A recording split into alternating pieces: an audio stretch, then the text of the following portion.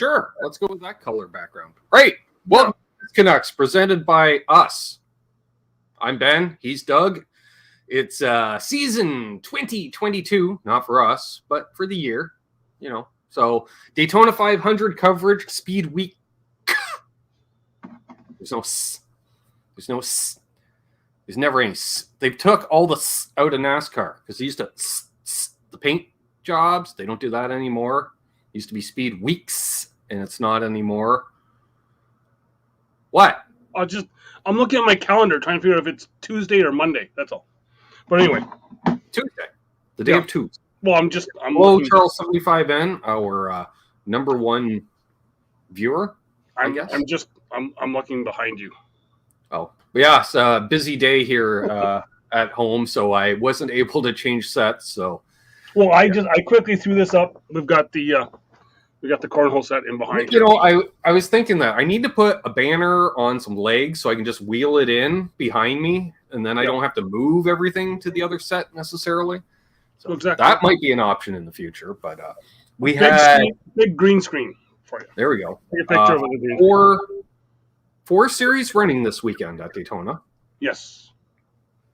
That would be the top three NASCAR series and ARCA, which still does some things right compared to NASCAR. Just saying. Anywho's, what? Let's see. Where do we leave off? We left off with a single practice. The practice where we forgot to pick our Daytona 500 winners, which it's a restrictor plate race. However, somebody did predict the 48 on the front row. Yep, that happened. Predicted correct. I don't know about you, but watching it's funny. I give them a hybrid name, that Twin 150s, even though it's been the duals for like 10 years. But it used to be the Twin 125s. So I just Twin 150s, which I think it was called for about a year and a half. Yep. I thought we were done with pack racing for the most part. It looked like 80s racing prior to restrict plate, where you'd have groups of 4 or 5 cars based off of whateverness. The top teams. Yep. You watch a Daytona 500 from the 70s. It's 4 cars running for the top 4 within a second, and then everyone else is laps down. And that was kind of what we saw in the duels. It was very hard to keep up with the draft. It seemed 4 cars was the optimal number for in the draft. Sup, Keith? And if you were that 5th car, a.k.a. Harvick, you weren't really hanging on to the draft too well. Not at all, no. It was a very sedate race in the fact that we knew teams didn't have a lot of backup parts and or cars, and you could really tell. Only one car especially in really the first got race. wrecked. Well, especially in we'll go race by race. So first race, I think, was it Jacques had a little issue getting started? He couldn't fire off. So he went out made that anyway, so kept his spot. But all he had to do was make one lap. All he had to do was cross the start-finish line technically, which is pulling off pit road, which I don't know, Doug, if that's the rule, shouldn't all the cars start behind the start-finish line then for the parade lap? If that's all you have to do is cross it? Because if you've already crossed it before they even pull you off pit road, then what's your designation for, if you don't fire off, let's say Chase Elliott's at the front and Jacques at the back, neither one fires off, but Chase gets to start the race automatically because he's already past start-finish line? Whatever, NASCAR. Hashtag whatever, NASCAR. Yeah, so then the first duel was actually, like you said, pretty calm. Which is usually the case. It's either, I shouldn't say that. Usually one duel gets a little crazy and one sedate. And if it's the first one that gets crazy, everyone that's in the second one's like, hey, we're not doing that. Yep. Or you watch the first one, like a lot of drivers were having teammates in the first race, like, hey, how's the track running? They're like, it's Daytona. What are you going to do? Yeah. And so they're like, I'm going to be more aggressive because those guys weren't aggressive enough. And pretty much everything except for the last lap of the race was non-aggressive. So I think in great fashion, Keselowski wins the first duel. Yep. Which is great for him. Yep. And then second duel comes up. I thought the second duel was kind of still sedate. Yep. Not a lot going on. Yep. The only cars really bumping each other and pushing were the Fords. Yep. And then it come down to, again, last lap, and was not a crazy thing in the back, but the usual suspect up front. I like to block! Yeah. Mr. I'd like to make my car 3 lanes wide. And it got him. Yep. And you know what? Watch the interview with him to see, and he's like, that was all me. That was and all he'll me. do it again. I tried to block. And he'll do it again. So. Yep. And so at least he admitted it. The 22, Joey Logano, was the only car really that had severe damage. Burton had some damage on the 21 as well, because he's the one that took him out. But nothing compared to the 20, because I think the 22 did go to a backup car. They did go. Yes, they did. They did go to a backup. Yeah. So then that left the door open for Chris Buescher to win. So that was an RFK sweep. Yes, which was kind of cool to see. Yeah. We haven't seen an RFK sweep since it was just an R. Yeah. Since the F was involved, there was no front row Roush. You remember in the 90s, it was a coin toss. Is Roush going to be on the front row or Hendrick? Yeah. Sometimes Penske, but not so often. Yeah. Speaking of which, I think going into this weekend, and you touched on it, has Kurt Busch now driven for 4 manufacturers? Yeah, he's now had every manufacturer. Because I was thinking when he ran with Penske, I was like, I think that was during the Dodge years. Yep. So it's very seldom that we have a driver that's driven for 4 manufacturers. And literally, I think the only one. Yeah, because I was trying to think. There might have been somebody that started out in the Pontiac years and made it through. You know what I mean? Like Pontiac, Chevy, Ford, and Dodge. Only other one could have been Casey Kane, but did he drive a Ford at all? No, he went from Dodge to the Chevy. Casey Toyota. Ran for Ford in what was then the Busch series still. Yeah, I think. Yeah, it was because MBS 24/7. He was on the show. That's how I remember things. Yeah. Yes, but in Cup he only ran Chevys and Dodges, I believe. And Toyota the 1 year because he went to.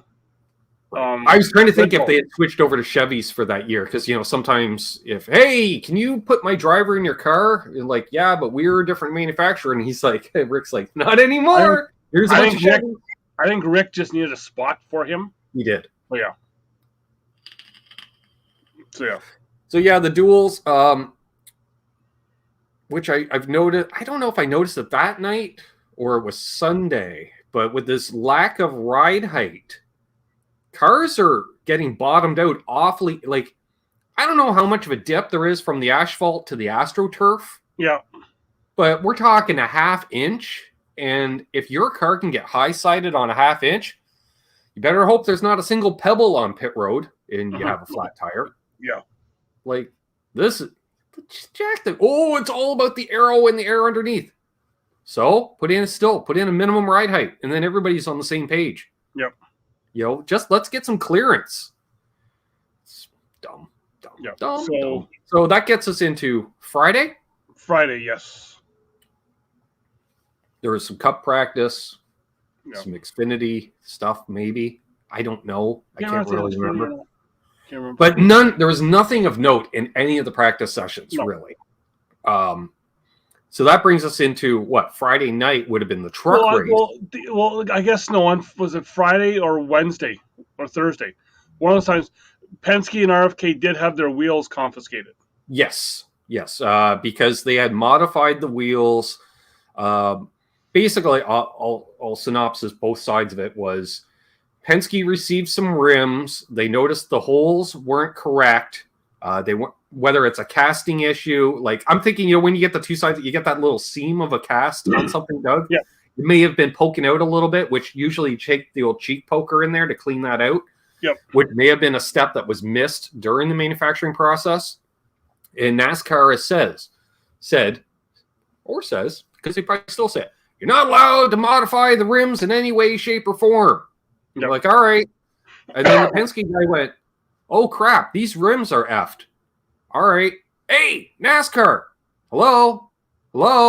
Please leave a voicemail at the sound of the beep. Hey, we got these crappy rims. We need to modify because they won't even fit on the wheel studs. Blah, blah. I don't know what's going on. Yeah. Please answer the call. I'm at 555-1212. Yeah.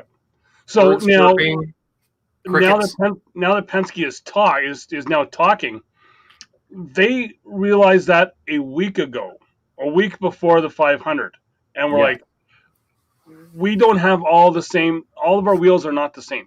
Yes. Right? So, you got to do something about this. And that, like I said, that was a week before the 500. There was no communication back to them. So they just went, well, if they're not getting back to us, they've got to be fine with it. Yeah. And they went ahead and did it. And guess what? NASCAR wasn't fine with it. No. However, excuse me, what we had said off air, I was seeing a lot of issues during pit stops with trying to get those lugs on and or off. And anybody that's worked with metal products at all, we know majority of our audience are guitar players. If you work on your own guitar and you buy a replacement part off, say, Amazon as opposed to manufacturer, or any aftermarket car parts, a lot of times, hey, this will fit on. No, it's close, but the castings are off a bit, what have you. And I'm wondering, I don't know how much of it is a design defect as opposed to a manufacturing defect causing problems across. Ask Chaz Gralla. Ask him. He lasted about 10 laps before he lost a wheel. Yeah. Which would be more on that coming up. And Logano had a loose wheel. Penske's were having a lot of problems. Why? Because they're having to use those shitty-ass rims. Yeah, I just thought of that because Blaney had problems. Logano had problems. I don't know if Cindric had problems till after the race. I don't think Golden Boy had the issues after the race. But we'll get to that later. I'll do that as a wrap-up to bring it around. Yeah. Full circle of the story. We got 4 people watching. Nice. Whoa. So Penske guys did that, and as a result, they had issues. I think, it sounds like a casting defect or something. Like I said to you off air, like we've been using single lug in IndyCar for decades. This hub assembly, rim assembly, is shockingly like a Grand Am car or American Le Mans series or whatever they're back to IMSA now, I guess. Hey, Guitar Man 45. Yep. And, they've been using these center lugs for, again, decades without issue. Once in a while, you'd see them stripped, but it was a rare occasion, usually during an endurance race. And you think, well, you've had 20 sets of tires on that car, and parts do wear down over time. Yep. So I don't know what's up with it. It's a little hinky. I think it relates back to, I believe, who was it? Oh, a week ago, somebody was talking about part supply issues and what happens if there's a bad batch of parts when everybody is, hey, you can only get your lug nuts from Richard Childress. All right. Why the hell is Austin Dillon making the lug nuts without an engineering degree that's screwing up all the lug nuts? Oh, well, I guess the whole series has shitty lug nuts because RC is the only person that supplies them. So exactly, I bet you there's not a lot, whatever the NASCAR Craigslist is, Doug, where Levine Racing or you or I, we can buy the used parts to put on our cars. I bet you that's a very short list of parts available right now for sale. I think so, yes. Yeah. So. Because, hey, those parts are into life. Yeah, but we better hang on to them because we don't know when we're getting more. Oh, exactly, yeah. So, so that whole schlemazel. I'll get into some more tech stuff post-race. So the trucks were out there. Apparently, best kept secret in NASCAR or racing was trucks have all new bodies this year. Mm-hmm. Who knew? I didn't know. Very good kept secret. Dumbasses. You're promoting your new car in the top series. Why don't you promote your new trucks too? Yeah. Could be, I don't know, what's that word? Marketing. Ha-ha. Yeah. So we had a field of trucks, some changes going on in the bunch of young guys switching seats and a couple old guys switching seats for the most part. Yeah. Yeah. Like, my God, like you swear it was a second coming of the crew chief of the gods that Matt Crafton has a new crew chief after 10 years. Yeah. Okay. Sure, yeah. I'll give her. That's great. Don't care. Really. You know, trying to think. We had 2 Canadians in the field. Yes. One of which spent the weekend walking around going, "No, I'm not that Jason White. Yeah, I'm the other Jason White." Yeah. He all weekend. Yeah. Which, of course, then he was asked, "Oh, you're the Canadian? Yeah. Do you know Stuart Friesen?" He's like, "Well, yeah, actually," because he was working on Friesen's truck. I noticed as well. Yeah. Over the course of the race weekend. Which, hey, while you're down there, that's typical of us Canadians. How am I going to pay for this hotel room? And hey, need some wrenches turned? Yeah, I can do that. You know, exactly. Yeah. So Mazel do it. So truck race was the whole weekend was a lot of trepidation. Yeah. Not a lot of, hey, look at that. You know, like guys dropping out. You know, down of a top group. You don't see that massive. You know, like where people should go. Hey, look at that. Again, the highlight of the truck race for me was Kurt Busch in the booth. Well, I was going to say that, yeah, thankfully, to by the second half of the race, it was just Adam Alexander and Kurt Busch, and then every minute and a half, Mikey would go, yep, because Kurt was just talking over everybody, and that was awesome. And Kurt, you can tell he did the research, because he's talking about, like, teams that are running 23rd with 4 employees, and he's naming off all 4 employees' names, and, you know, I was just like, wow, he really did his research, like, he had the amount of research done that usually the lead play-by-play guy has. Mm-hmm. Yeah. So, you know, kudos, Kurt.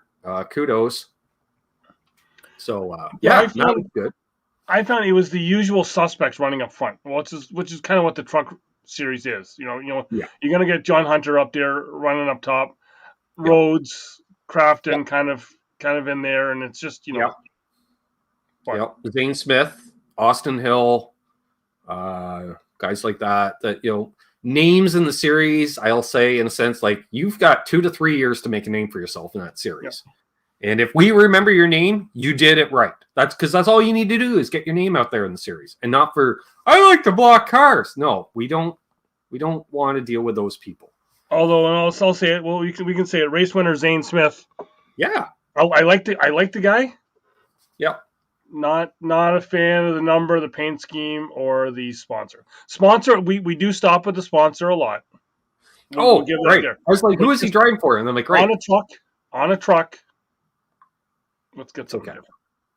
Yeah, and I do like the fact that, like, we had heard based off last year that they are a sponsor that when their vehicle wins, you know it when you enter their stores the next day. Like, it's everywhere. Hey, we won. Which is why we haven't been down there in a year, and I've never really seen that one of their. Well, that's okay. You would have just cursed and probably told me to buy the pop while you go out and pump the gas. Yeah, we know. I know. I do like the fact now Front Row Motorsports does own that truck, so they are in multiple series, which I like. That's cool. There's that more chance of being up front. Being front row with that truck than they do their cup. Well, they have a better chance in that series. Yeah. On a weekly basis, as opposed to 4 times a year. Yeah. In the other series. Because I figure if you're decent at one restrictor plate track, well, can't even call it a restrictor plate track, a less horsepower track, because I think they just remapped the system. Because I don't know about you, Doug, but you remember when they switched over the fuel injection, they were still using restrictor plates? Yep. Well, that was fine till I started watching practice this week, and I'm like, why are they turning 8,000 RPMs? I'm like, there's no restrictor plate. That's just like smaller jettings, whatever you want to call it. They're less fuel. They've remapped the system because once Xfinity cars were out there, hey, 66, 6,800, which is restrictor plate RPMs. Yeah. So, which I've been asking that for years. I remember when Robert Yates had mentioned that. Why don't we start building 5-liter engines instead of 5.8-liter engines for the restrictor plate? So this lower cubic inch, that way you can still have full RPM. So that would have been like your Ford 302s, your Chevy 305s. Dodge would have to use their 307. They briefly did, I think. I don't know. Anyways, but it was available at the time. And that would have been, actually, we didn't have, Dodge wasn't even around at the time. Just run 302s and 305s. Done. Problem solved. So that brings us into Saturday. Yep. Which the largest car count in a decade. I think 36 was it 36 cars? Was like holy, like where did they all come from? Yeah, and they were bragging that up. 36 cars because there was a whole bunch of obsolete cup cars and stuff over the off season. And I'm like, it's still not the 41 you used to field every week, and you sent home another 41 because ARCA would have like 80 to 100 cars show up for that event because, again, hey, Doug, I found on the Craigslist, Hendrick's selling a 2-year-old chassis. Let's snap her on up. Your buddy Donnie can still build motors, right? Yeah. Do you think it'll hold together for a couple 100 miles? Oh, we'll find out. Let's go racing. Well, and speaking of that, the again they didn't talk about him as much this year as they did last year, but it was a Jan Koyak out of Michigan, the pizza delivery guy was back down there to make his another Daytona. Yeah, he was doing a lot of travel because he was still working. Yeah. Because he was. You got to deliver the pizzas, right? Yeah. Yeah, like he got on a plane right after the race because he had a shift on Sunday. Yeah. Then you always get this in the ARCA series, but 79-year-old Benny Chastain makes a start in ARCA. Well, because they love it just for the age. Well, we got a 16-year-old and a 90-year-old in the field. Yeah. Like, it doesn't mean either one of them know how to drive. Well, actually, no. I think the guy he just turned 18. His last name was Dye. Right. He just turned 18. Was been the youngest, and I think that was probably a story out of anything because grew up 4 miles from the track. Sure. They did a testing thing there, and his grandfather passed away when they were doing their testing, so he was like totally involved in the car, and probably the sentimental favorite. It sounded almost like maybe his grandfather like raced at New Smyrna back in the day or something like that. And definitely a lot of developmental drivers, as they say. It was interesting they were still fielding the Gibbs racing car, not KBM Racing. It was Gibbs Racing for was that Riley Herbst? No, it was Corey Heim, not Helm. Corey Heim. No, Drew Dollar. Drew Dollar. Yes. I don't know. Somebody was driving it. Yep. Drew Dollar. I really don't like when a young driver does the most subtle of things and they make it out like they're the greatest driver in the world. Like, I can't remember her name, and I'm not singling her out because she's female. Yeah. But they kept telling her in the Venerini car there, and they kept telling her, just hold the bottom line, Bettinger. Yeah, and they're basically teaching her how to drive during the race to the point where the spotter's like, okay, clear high, you can put, because you're behind slower cars, pull out past them. I don't want to switch lane. Okay, you're the person that white knuckles it down the highway doing 10 miles an hour under the speed limit in the passing lane. I'm sorry, but she ain't ready for super speedways. If she's that scared to switch lanes, sorry, that's part of racing. You actually have to move and pass cars. It's not a short track where it's only one lane and you bump and run people out of the way. So I don't think she's ready.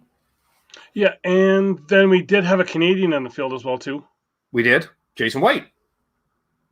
No. Then we would have had 2 Canadians in the field. All right, well, Jason White was in the field. Okay, well, there was also that, I want to say her last name is Belcan.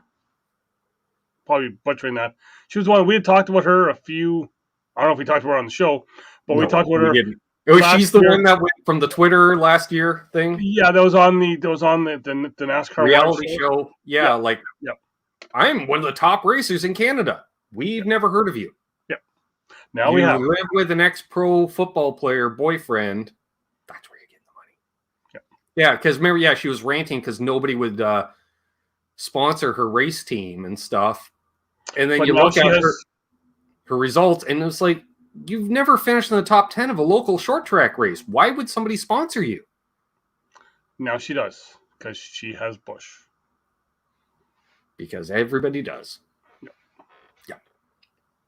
Although I did notice the ARCA cars still have all the contingency sponsors on the fenders. Yes. I kind of love that. Well, I think that's got to be because they have so many small little short tracks, right? But yeah, it's all the teams that used to be, or all the companies that used to be on the fenders of NASCAR teams. Yeah. You know, like your Clevite bearings and Well, Moog shocks. it's probably a cheaper way to get your name out as well too, right?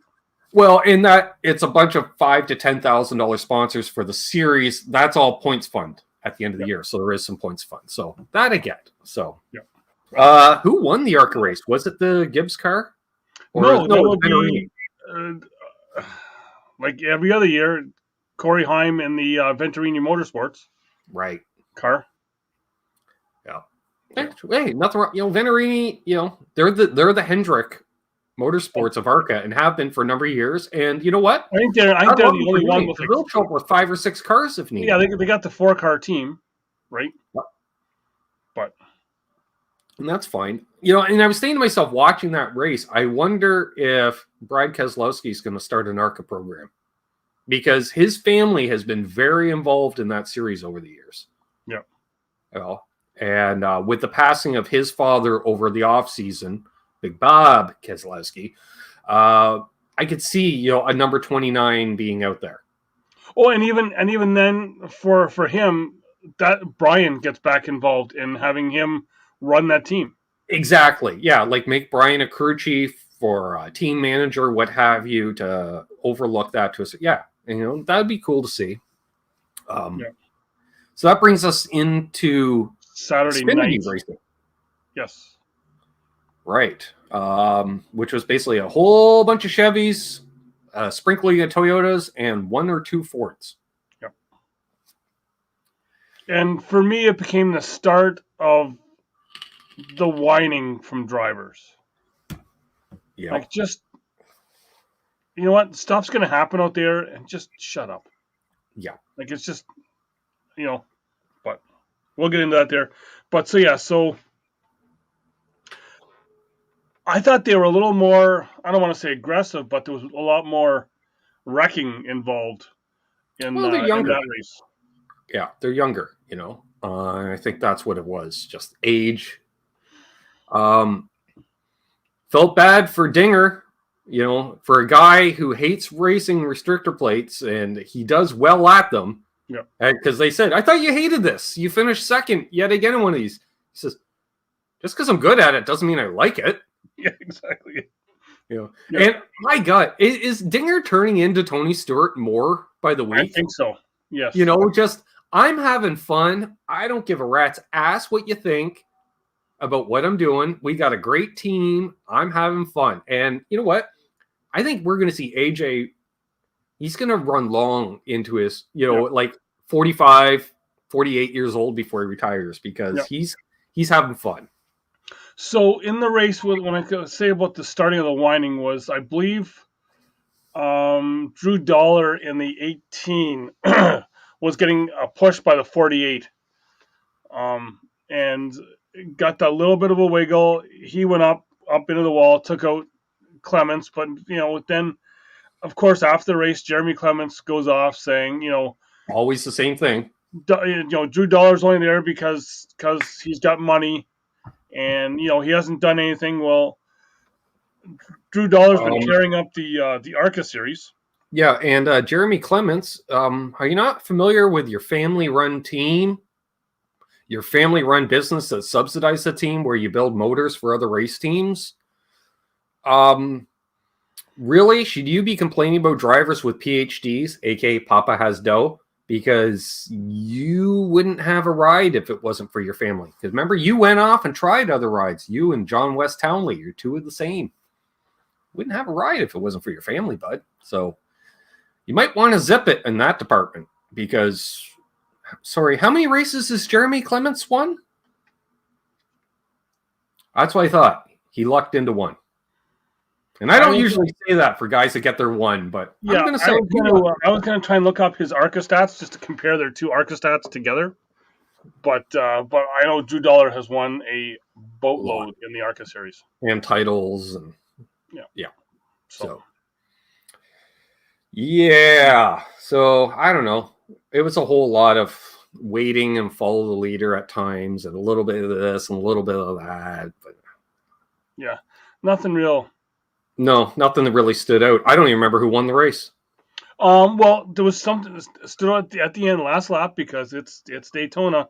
Oh yeah, they took out the field on the taking just before the white flag. Which you know what?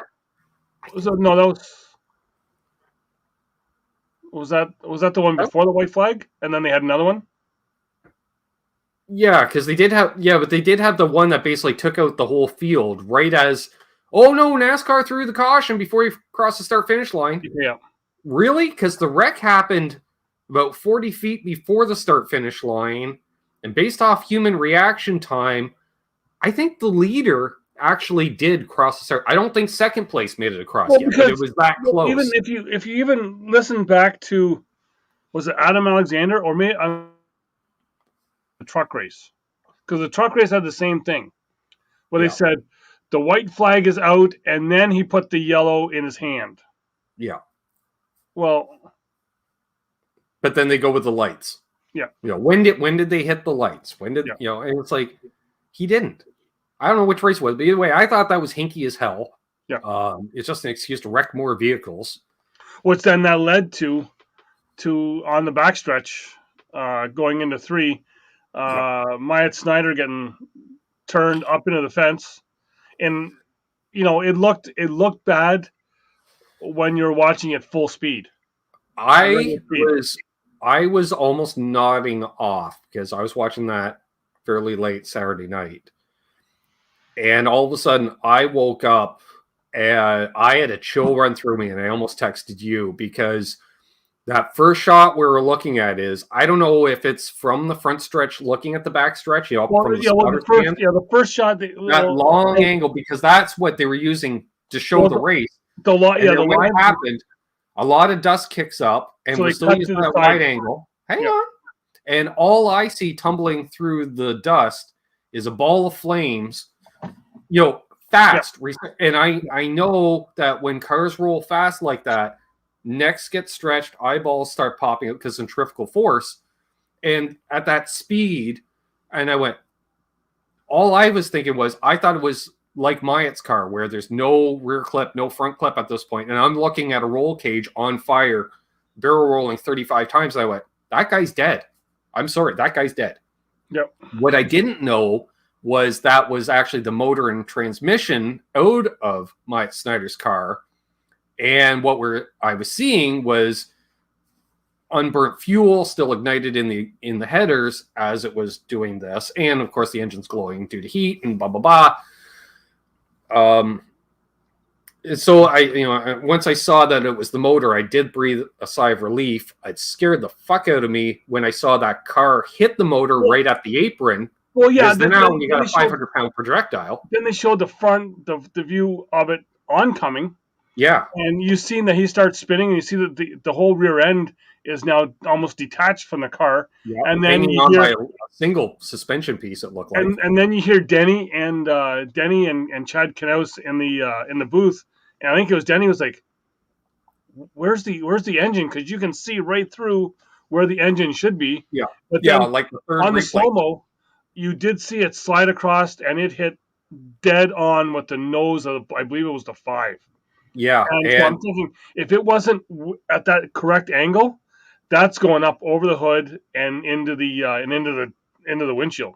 It's either taken him out, or if he had hit it on the right front, who's to say what elevation he could have, that motor could have cleared the fence. Yep. And now you're looking at, I don't know, a catapult situation, or it goes the other way and, maybe it ends up in Lake Lloyd, which is fine. That's the best outcome. But we've seen, parts detach at races and, rule changes made as a result. And I said to you immediately, because I don't know, NASCAR's just stripped everything to the bone. If they still have the R&D center, that car should be headed to the R&D center, because all but one wheel tether survived. The right front was still attached because it flipped over into the engine bay.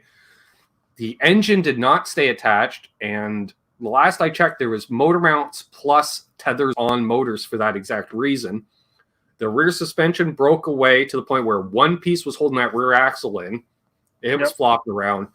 Way too many parts came off that car. Now, I do realize it ended up in the fence because part of the nose cone assembly was still in the fence. Yep. or maybe it was the rear. I don't know, but it was a fascia piece. Yeah. And the scary part is where the fence was taken apart, right on the other side of that fence. And that was right at the 23XI camping compound. Yeah. Right? Because then Denny did tweet out a picture, and hopefully we don't get black helicoptered for this. Yeah. But right here, if you look at that there, that is the grill of the 23XI bus, and one of the front suspension pieces sitting inside the grill of the bus. Right. And when Doug sent me that photo, I messaged Doug. I'm like, what did you run into? Because I thought that was the grill of his truck that he took sideways. Yeah. And he's like, no, that's the 2311 bus. And I went, yeah, okay. And those buses aren't like, hey, there's debris coming. Let's run in the bus to take cover. What's the point? It's plywood and aluminum. That'd be like us stepping into a camper trailer. There's no protection. Yeah. And so and that was right. Like I said, that was their camping compound. And I believe somewhere on Facebook, I did see some video of them all being around the bus as well too, like kind of checking it out. So yeah, so that was a scary situation. My banged up his left foot a bit, which makes sense because there's pedals and your feet are flying around. That makes sense. And he says, I got a few bumps and bruises. And the reporter kept saying, but you're not more seriously injured. He's like, no, like I got bumps and bruises. Oh, he's like, yeah, I was just in a massive car wreck, dum-dum. Like, of course I got banged around. Did you not see what happened? Yep. No. No. Yeah, so it's good that he did walk away, which, of course, they go, oh, that's safety in NASCAR. No, he got lucky. He got lucky. A lot of drivers got lucky. Again, that motor, before it hit the track, it could have landed on a car, right in the windshield. And now you got a motor in your lap. Yep. Excuse me. So, yeah, that was probably the most excitement of the entire weekend. Yeah, so his teammate Austin Hill wins the race, who, and as he says, that's why he joined RCR was to get wins. So, yeah, and and I found it was kind of interesting how, like we were wondering, RCR and a nationwide program or Xfinity program, what have you. It's always like, like I don't know, Roush pulls out of the series and Childress drops in. There seems to always be 8 to 10 cars fielded by Cup teams. Yes, I remember that, Keith. That was at Indianapolis. Always scary. Was it that, or was it an ARCA race last year? Remember the way we had a guy, the one older driver. There was, but I his name now. I've seen a lot of where the fueling goes in on an Indy car. It used to splash, and it could splash into the driver compartment. And I remember seeing more than once the guys sitting in the car. All of a sudden, he's grabbing his belt, and it's like, "What's going on?" Yeah. Well, you can't see alcohol flames. That's the problem. I want to say it was Daytona last year, where the one guy where he even had like smoke inhalation and everything as well too. But it was marker. We were able to see those flames a bit though, thankfully. Kind of, yeah. Like it wasn't because it's not a full alcohol that they run. They run an E85. Yeah. But yeah. And by the way, hello Terry. Forgot to say hi to Terry. But yeah, going back to Austin Hill, good on him for winning, because he's the one that Hattori Racing in the Truck Series said, we're not bringing you back. Yeah. So then he went, okay, I'm going to go Cup. I'm going to go Xfinity, and then he wins race number 1 out of the box. Yeah. So, speaking, I might as well mention now because I'll forget later. We got some news on Ryan Preece during the Cup race that he has been hired in a new position that's essentially unheard of in NASCAR / Cup or NASCAR in general, but is something I've seen in other series, namely Formula One. Ryan Preece has been hired by Stewart-Haas Racing. He will be running a partial Xfinity and partial Cup schedule, but mainly he is a reserve driver. In Formula One, we have reserve drivers, aka test drivers, where they do nothing but test cars. We had a bit of that with Alex Bowman. I was going to say Alex Bowman was their dedicated sim driver, which is sort of like a dedicated test driver. But using the term reserve driver, I like, because that means if any of the 4 Stewart-Haas drivers, I got in a wreck, I broke my ankle. All right, well, we're not going to mention you broke your ankle. We're just going to say you have an ankle injury. So that way you can start next week's race. And first caution, we can pull you out, put Ryan Preece in the car to finish it. So smart move by Tony. Because as Tony said, I know his modified record from the Northeast. I know what he's done in NASCAR. There was no way we were going to let that guy sit unemployed. Yep. And good on Tony for doing it. Yep. And I like the fact, let's run that 5th car, because you're allowed to run a 5th car for half a dozen times a year. Well, exactly, yeah. Nobody says it has to be a rookie. Nope. And it actually, you know what? I'd like to see more teams do that, because then you have those, hey, Doug, this is my last full-time season in Cup. Many times we hear that? Because a lot of drivers, they do want to go, let's call it the Cale Yarborough retirement route, or the David Pearson retirement route, where I only want to run a handful of races over the course, at my favorite tracks, or maybe I've never won the Daytona 500, so I want to keep running Daytona each year, stuff like that. So, let's have SHR and Gibbs and Hendrick all run that 5th car. And guess what? If you all run one for 5 races a year and there's 6, 7 teams to do it, that's an extra car every race. Oh, exactly, yeah. Or, let's send home 5 cars from a race, Doug. What a concept! Actually sending cars home. Speaking of that, just before we go back to the Sunday, let me look at it here. For next week at Auto Club Speedway, the Xfinity Series has 44 teams on the entry list. Yes! So, yeah. I wonder, are they doing qualifying? 6 drivers will fail to qualify for the event. And you said 44 are showing up? So they are doing qualifying then? Because qualifying is back. Qualifying practice are back for this year. Yeah, but not for all the races. Yeah. Even for Cup, not all the races. I thought they were. No. For cost cutting measures. No, did we not? No, we went over that there a couple shows ago. I thought. Yeah. And I still saw some impound weekends. I still saw it. So we shall see. Because they were talking about we'll still do the fuller fields if there's no qualifying. That's why I was wondering. If there is qualifying, it's 38. If there's no qualifying, it's 40. Yeah, I'm not sure. I thought there was. But which I don't know. Like, what do you do? Just draw pills? Like you drive all the way out to California and hope for the best? If there was no qualifying? Yeah. Oh, yay. Yeah.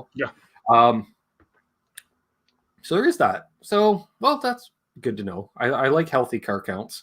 Mm. I wonder how many of those are old Cup cars, because I'm pretty sure they run the same wheelbase.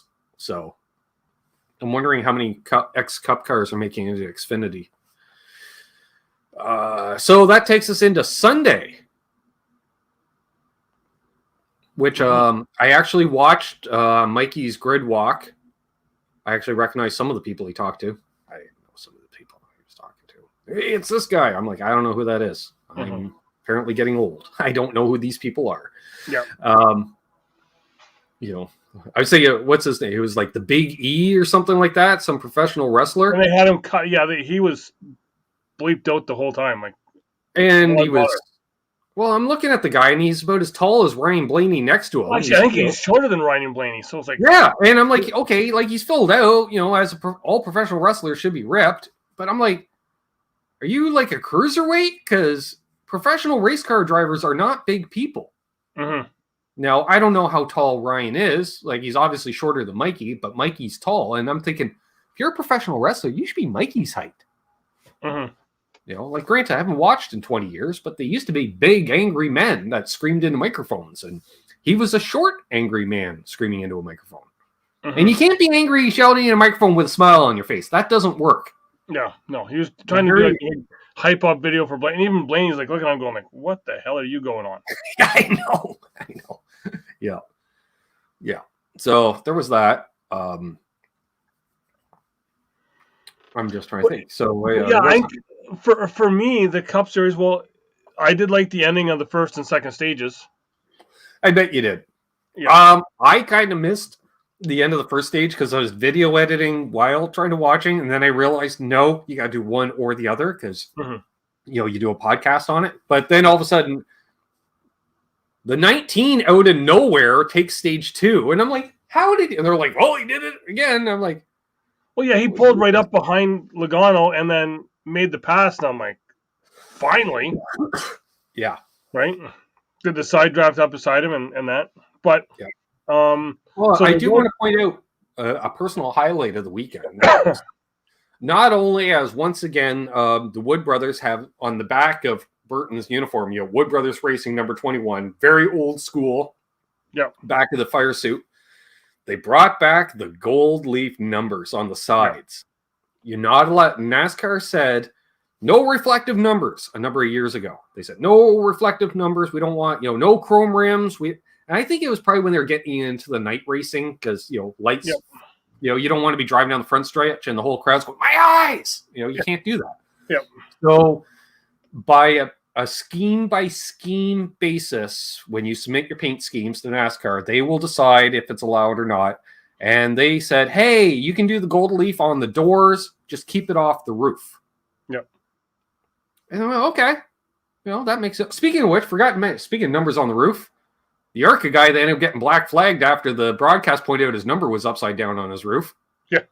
Because they had it short track style where the number faces out. No, it needs to face the infield. So when you're going through the banking, the spotters can read your damn number. Actually, the scorers can read the number. And they're like, literally, oh, I hope ARCA doesn't notice that. Next thing you know, he's pulled in for a stop and go. Oops.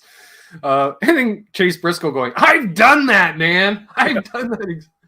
So I get it. So, but yeah, the Wood brothers had the gold leaf and RFK had the chrome numbers on the sides. But I don't know, that Wood brothers car, it doesn't matter who the sponsor is. You can tell that's the Wood brothers. Oh, yeah. Heartbeat. Well, exactly. And those gold numbers, oh, man, that just looks slick. That and we didn't mention it during the duels. Because of the shorty exhaust, I call it shorty exhaust because that's what we call it in drag racing when you dump the headers out right behind the front wheels. You can see the glow of the exhaust, which I that was cool. I like that. That was cool. We had our first spin early. Loose wheel. Well, even before that, coming to pit road, Villeneuve almost bit it. He kind of got that was a little later in there, right? That wasn't the first thing. I thought that was early. That was the first green flag pit stops. Okay, he pulled a Denny Hamlin. And then, which it was, I was gonna say when Buddy got out of shape. What was it during the Xfinity race? Because Denny was in the booth, and he's like, "I've done that. Yeah, it's hard, And you gotta love it when a driver doesn't mind throwing themselves under the bus like that. Oh, yeah, for sure.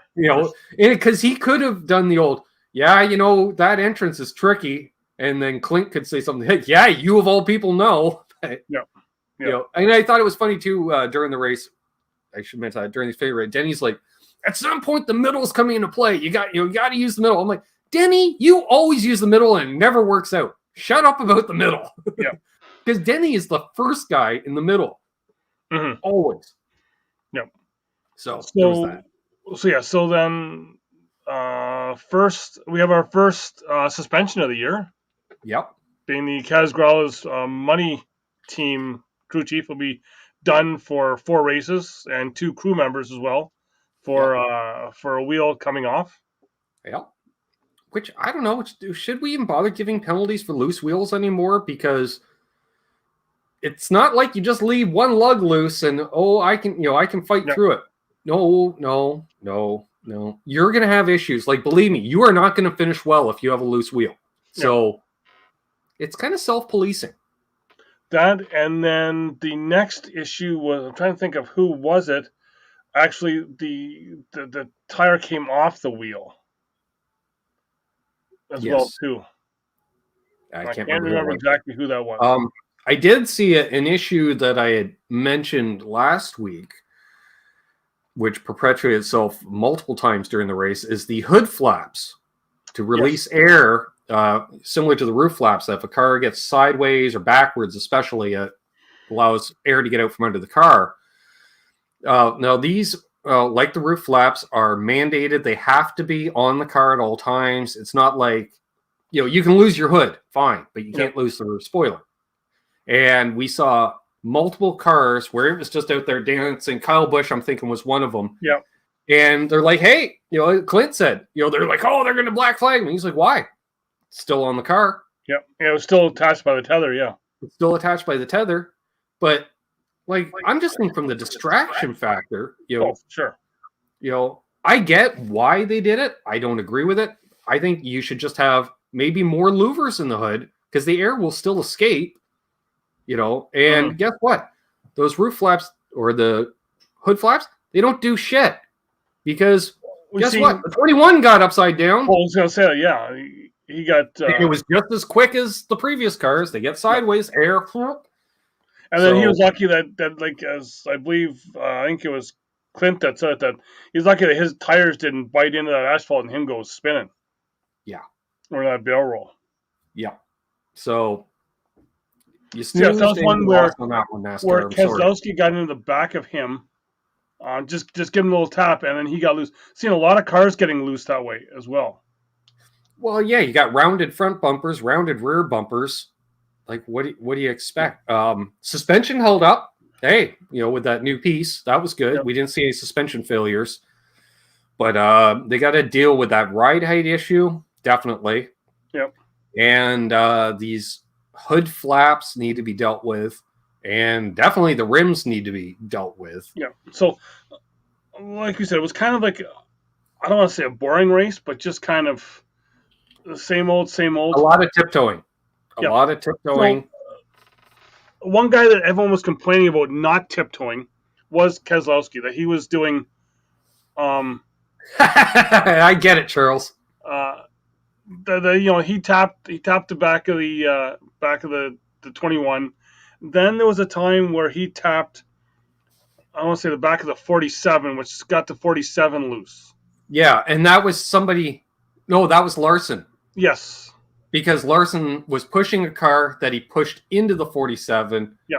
And he's like, I can't see two cars ahead of me. Yeah. And I'm thinking, you might need a booster seat, Kyle. Yep. To get a little higher up in the car. But, it's, lack of visibility and I hate this driver coaching. They're spotters, not coaches. You can say clear high. You don't say go high. The only time you say go high is because there's an accident up front. It's the only time you coach your driver where to drive. Well, with that, and we kind of talked about this off air as well. After that wreck, coming out of the infield care center,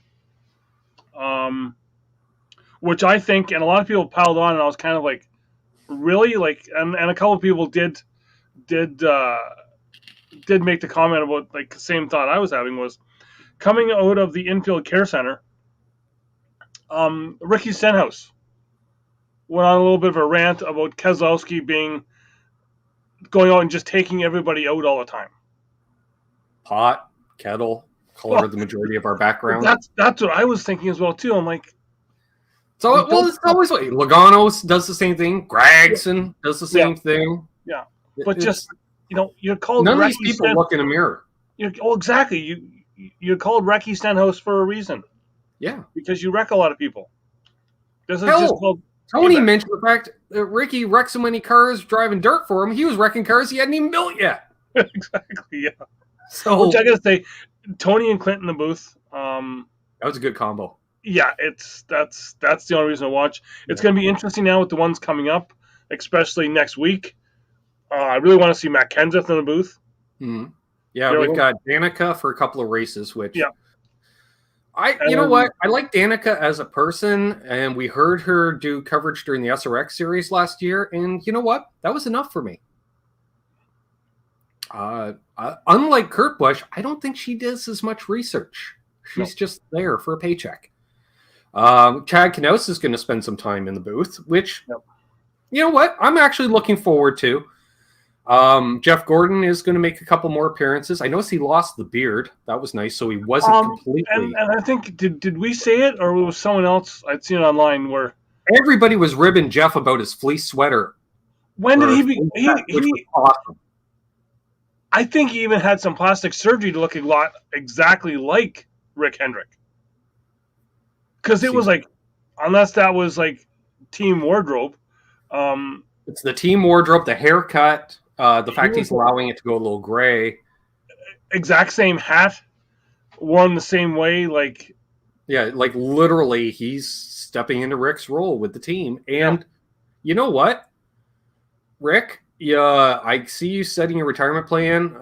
Like, I don't know how involved Evernham is still with his classic car side of things, but he had Ray dealing with that for years. You got Chad Knaus and Jeff Gordon running your organization. You know, personal opinions aside, it's a couple decent people to be running your organization. Yeah. You know, Jeff has been a student of the game for a long time, and I think part of that goes back to when Jimmy Johnson came in. He was partial owner. It wasn't just, throw my name on the entrance sheet. He was involved. Yeah. You know, and Chad's there doing his thing. He's got a sweater vest too. So that's how you pick out the management at Hendrick, apparently. You're handed a fleece sweater vest and say, there you go. And, you know. But I was going to bring out, who's driving the 8 car this year? Be Tyler Reddick. Okay. How nervous is he about his ride when your boss sets up a 2-car Xfinity team to develop new drivers? Yeah. I'm just saying, because we know the guy driving the 3 isn't going to get fired anytime soon. Not at all. So unless RC is planning to go back to 3 or 4 cars in the next 2 to 3 years, Tyler, you better keep up what you were doing last year, because you did turn some heads for a good reason last year. And he made the playoffs. Austin didn't. Playoffs. Made some noise in the playoffs even. Yep. Much like Austin did the previous year. Exactly, yeah. You know, and that's fine. So I suppose we should get back to the race itself, since we've gone almost an hour at this point. Yeah. But it was just that kind of a race for me, though, right? Yeah, yeah. You know, the one driver that wasn't interviewed post-race is the one I really wanted to hear from, and that was Ryan Blaney. And then I forgot to record Race Hub because I heard they're like, he's going to be on tomorrow night. I'm like, I wish I saw that. But that gives and we know Ryan doesn't hold his temper. We clearly saw that during the Busch Light Clash. Yeah, and especially considering your teammate who wins says, hey, he was a good teammate to me. Why? Because you used him up and put him in the wall? Oh, yeah. Especially when Blaney was getting that run. Yeah. That was Blaney's race if you didn't pitch him into the wall. Yep. So, yeah. So we should mention, Austin Cindric wins the race. Yep. Not his first Daytona 500 appearance. Because you see the one interview, I forget who it was, the interview, and he says, I think it's his rookie year, but not. And I'm like, no, he ran the 33 last year. Yep. I think he says it's not his first official race, but his first one because there was fans there. Yeah. Oh, yeah. And there's some Ville references there, but I'm not getting into that because we don't get political. But wish the guy would get a decent haircut. And it is kind of interesting how certain drivers win when their car owners have a birthday the day of the race. Not to put on the tinfoil hat, but I'm just saying. Mm-hmm. It's kind of interesting. Yeah, I'm trying to think. And somebody mentioned they're one of the best friends. Somebody was post-race interviews, like really good friends with Austin. Who was that? I'm not sure. Yeah, I was a little surprised because, one, I was just like, Austin has friends in the Cup Series. And I don't mean that because he's a dick, but just because he hasn't run the Cup Series. Yeah. Like, I understand if it's Ryan Blaney or Joey Logano because they're teammates, they would have spent time with him. Mm-hmm. But it was one of the top finishers. He's like, he's one of my best friends. I'm like, sucks to be you, but whatever. Yeah. You don't have a lot of friends, but but I like the fact that Austin tried to do something different. He tried to plant the flag like you would on the moon, except sorry, Bubbaloo, that's AstroTurf now. Ain't gonna. That didn't work. Yeah.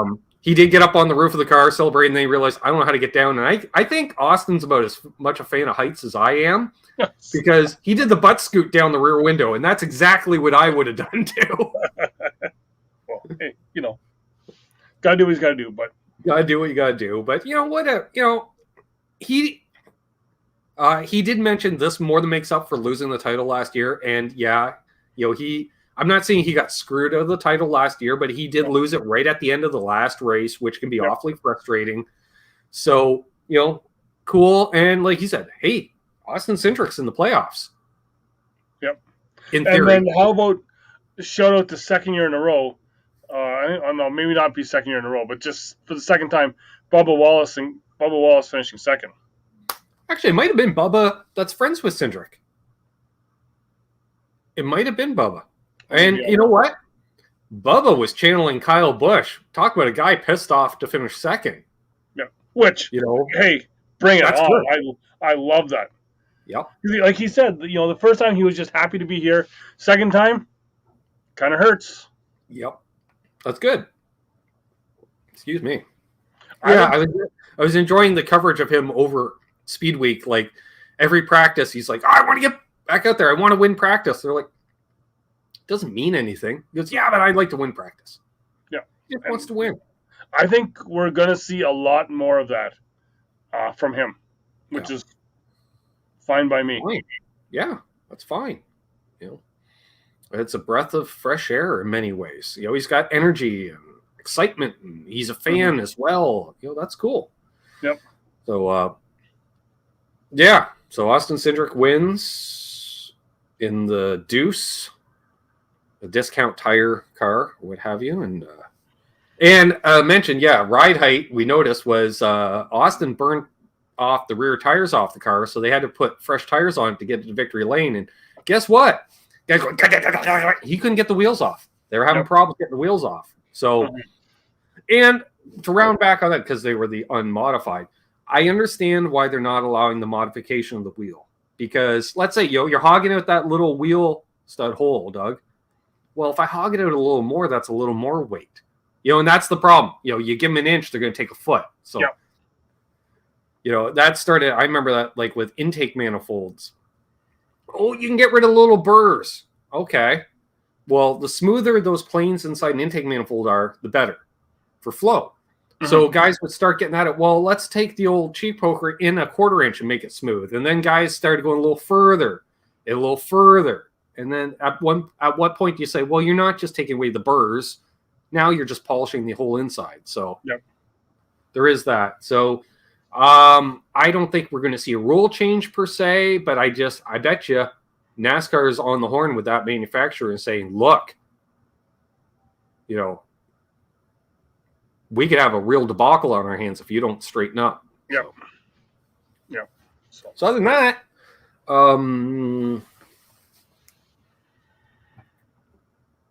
trying to think. Not much else to cover on that. Looking ahead to California, do you have a prediction for the California race? I don't know. It's so tough because it's with the new car and just seeing, we don't really know what's all there.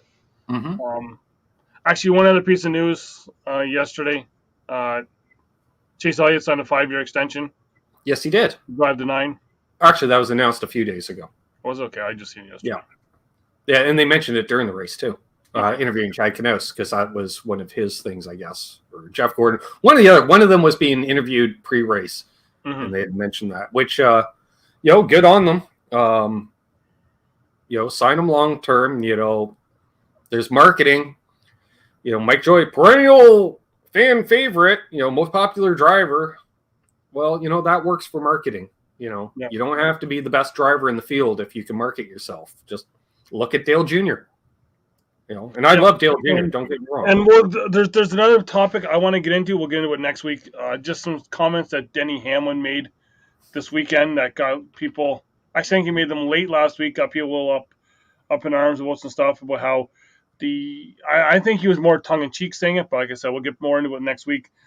Saying that fans want their drivers to be vanilla, and or the most fans want their drivers to be vanilla. And what driver? Who wants their driver to be vanilla? For me, like I said, we'll get into this next week. But for me, what I'm thinking he's saying is, I think he's talking about Bubba. For me personally, because Bubba steps out to do anything, fans are on him. Yeah. Right.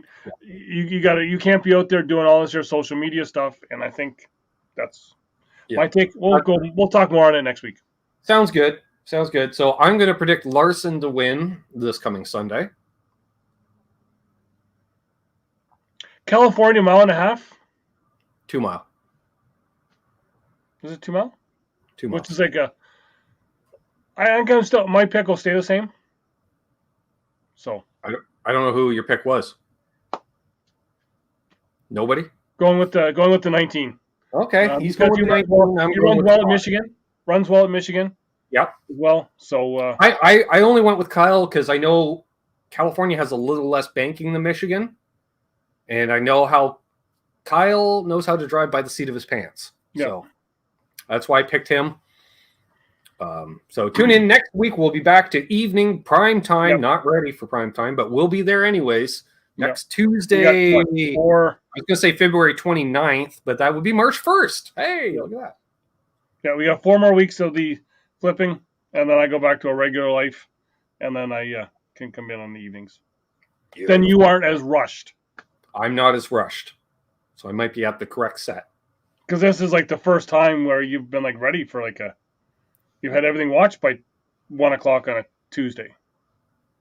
Well, no, I usually have everything watched, and I don't forget what I watched, as opposed to, I watched it, but I forget. Okay. Yeah, I'm commenting on crap I watched last Thursday. That's impressive. That's impressive. That's 5 days for me to remember something.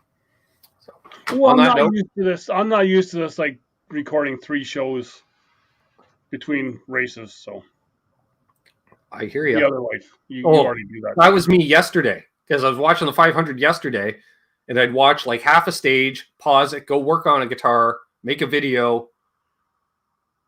While I'm editing and uploading the video, watch more of the race, and then because the guitar was supposed to be done Saturday, is what I'm saying. Okay. The guitar is now ready for pickup today. So started as a simple setup, Doug. Then I started looking at stuff. I spent 4 hours on that bridge alone. Yep. All right. On that note, he's Doug. I'm Ben. This has been NasCanucks right here on YouTube. Excuse me. If you're watching for the first time, please subscribe, leave a thumbs up, and all that fun. And of course, if you're watching on replay, leave a comment down below. I'll heart it. I don't ever answer them. Just heart them because it's easier that way. Okay. Cheers, folks. Be good to each other. See you, Marcus. Where's the end? There it is.